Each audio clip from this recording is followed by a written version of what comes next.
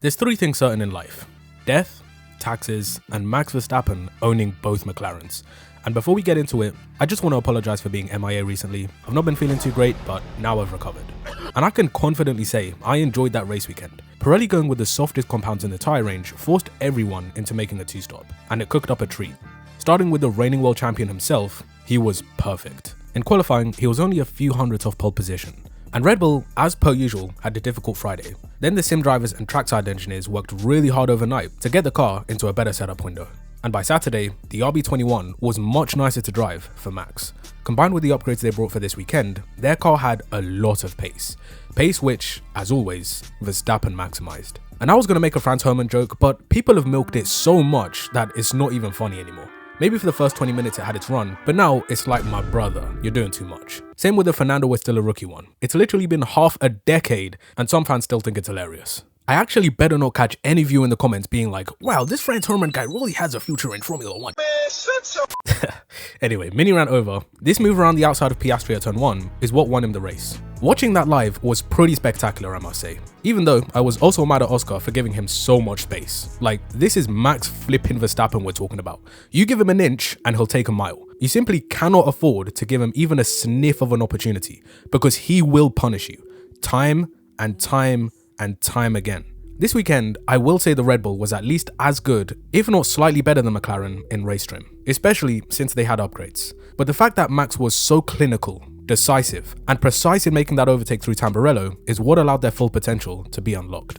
In clean air, he was extremely quick. Had he not made that move and been stuck behind Piastri throughout the entire first stint, who knows how fast they would have been. A lot of these races from now on will be decided in qualifying and at turn 1, unless there's some craziness like rain or numerous safety cars. But as long as you have clean air, you have control. I won't lie, I was expecting Piastri to be more alert at the start. He was essentially caught napping by Max, which hasn't happened much this season. If anything, he's been the aggressor in a lot of situations and displayed very good wheel-to-wheel racecraft. But in this instance, he just left the door open for Max to make the move. Equally though, Verstappen did very well to make his presence felt early on, by carrying more speed into the corner, rolling off the brakes, and ensuring that he was at least alongside. From there, he basically muscled his way past and took the lead. All this while simultaneously keeping the car under control and on track. Making such a difficult overtake look as easy as it did is just world class. But that's Max Verstappen for you. I bet he probably tried this on iRacing, given how much this dude lives and breathes racing. It reminded me of Piastri's move on Norris in Monza 2024. It was high risk, high reward. Had Oscar decided to do what Max does to every other driver and run him into the gravel, then it wouldn't have paid off. In terms of Red Bull's car performance, it was actually very encouraging for their championship hopes. Imola has also typically always suited them very well, with it being a front limited track. But unlike Suzuka, where the track temperatures were cool enough to allow Max to keep the papaya cars behind, in Imola it was very hot. But now, after the upgrades, it seems that the RB21 treats its tyres much better than it did before, and its operating window is much wider, making it a much more competitive car on a Sunday. So far this season, tyre management has been McLaren's biggest advantage over the competition. However, this race was a small indication that Red Bull might have matched them in that area, meaning Verstappen has a fighting chance on a Sunday, which makes things a lot more interesting, because McLaren won't have it all their own way. And given the technical directive coming in Barcelona, who knows how the pecking order might be affected. I don't think it should come as a surprise that whenever it comes down to clutch situations, Max and Red Bull always come out on top, given their experience in many championship fights. But the way Verstappen has just owned this team on track, time and time again, he is literally McLaren's boogeyman. Races from last year, like Austria, Texas, and Brazil. This year on Australia, where his relentless pressure gave them a headache. Japan, where he straight up cooked them. And it's especially funny whenever he's racing Norris, bro. This guy just keeps getting bullied. Like Miami, even though he didn't have the car to keep them behind, he still put up an amazing fight, because he's just got that killer instinct and never say die mentality, which I personally feel is lacking at McLaren. Yes, they've produced a great car. And yes, Piastri has been great so far. But overall, it just feels like Verstappen and Red Bull are a lot hungrier and want it more, despite all the success they've already had. Again, this is just an opinion, and let me know if you think different down in the comments. But to me, it just seemed like they were way too happy finishing behind Verstappen and accepting P2 and P3. In comparison, anytime I've seen Max get beaten when he could have won, he's always had this crazy look in his eye, like he cannot bear the thought of finishing second if a victory was on the cards. But I can't say the same for McLaren though, as a team. Lando messed up his lap in qualifying when he should have been on the front row. Oscar delivered very well on Saturday, but made the incorrect decision to cover off Russell and leave Max unguarded. This is like leaving Steph Curry open for a 3, bro. Rookie mistake. Hopefully Piastri learns that no matter what, you have to do whatever is necessary to keep Verstappen behind. Because once this guy gets clean air and can control the race, it's impossible to get past him, unless you have a big enough pace advantage. McLaren brought Oscar in early to cover off the undercut threat from Leclerc and Russell, meaning he came out into a whole heap of traffic and lost a lot of time and tyre performance compared to Max and his teammate. Then the VSC didn't help whatsoever and extended Verstappen's advantage even further. When the safety car was brought out to clear Antonelli's car, they decided to only pit Norris but leave Piasrti out on a very old set of hard tyres. Meaning, you've got a situation where the driver on faster, fresher tyres is behind the guy with worn rubber and almost no chance of overtaking, since Verstappen himself had a big enough gap to the rest to put on a fresh set of boots as well. So, they ended up fighting amongst themselves. One could say they should have allowed Lando through to go after Max, but this weekend there was no chance they were getting past. The Red Bull was simply too quick in clean air, and even if they did swap immediately, I know Max would rather DNF than let Lando past him. But had they also pit Oscar, then at least they both would have had equal opportunity. There's also been debate as to whether they should favour one driver over another. To me, I don't think they should, since it's still very early in the season and both drivers are competitive enough to be given a fair shot at the title. Problem is, if they keep taking points off each other, then Max can take advantage of this since he's riding solo up front. This whole situation reminds me of Kimi Raikkonen of 2007. Verstappen could very well end up winning because of McLaren's intra-team battle, if they keep tripping over themselves and making unforced mistakes. In Monaco, I think they'll have a bigger buffer to Red Bull than they did this weekend, so Max won't be hounding them as much.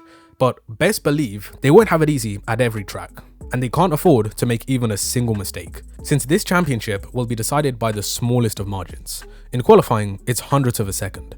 In the races, it's split-second decisions made in the heat of the moment with strategy and will-to-will combat. So one might think, it's not the end of the world, McLaren still have the best car. Well, that might not be the case forever. It's still a very long season, and please don't laugh when I say this because I'm being dead serious, but the Ferrari still could get better. And if you throw two monsters like Leclerc and Hamilton into the mix, along with Max Verstappen, McLaren might just surrender from too much pressure.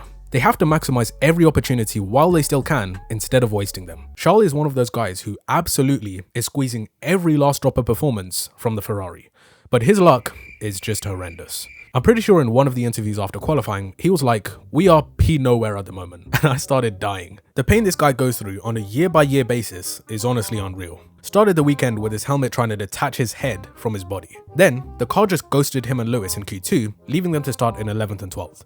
There was a glimmer of hope when he undercut a huge train of cars led by Russell and was matching Piastri's pace. But then, the VSC came out and ruined everything. Then he continued to fight back through the field, but then the actual safety car was deployed.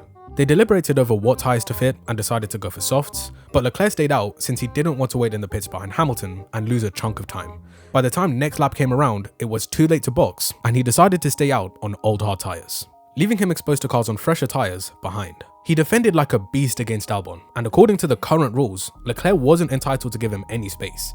The only reason it became an issue is because there was gravel instead of tarmac. But since the FIA literally have zero consistency, Ferrari decided not to take the chance and let Alex back past rather than risk a 5-second penalty. His race result really didn't reflect just how well he drove. I mean, he gave out his heart and more, but Lady Luck just wasn't on his side. Lewis, on the other hand, was quite fortunate with the timing of the safety cars, and he made the most of those opportunities, making some incredible moves and playing his cards just right. If only that safety car didn't stay out for 500 years, we could have been on the podium, man. But anyway, it's coming soon, I can feel it. He also looked a lot more at one with the car, which is a positive sign moving forwards. It is important though, not to get too carried away.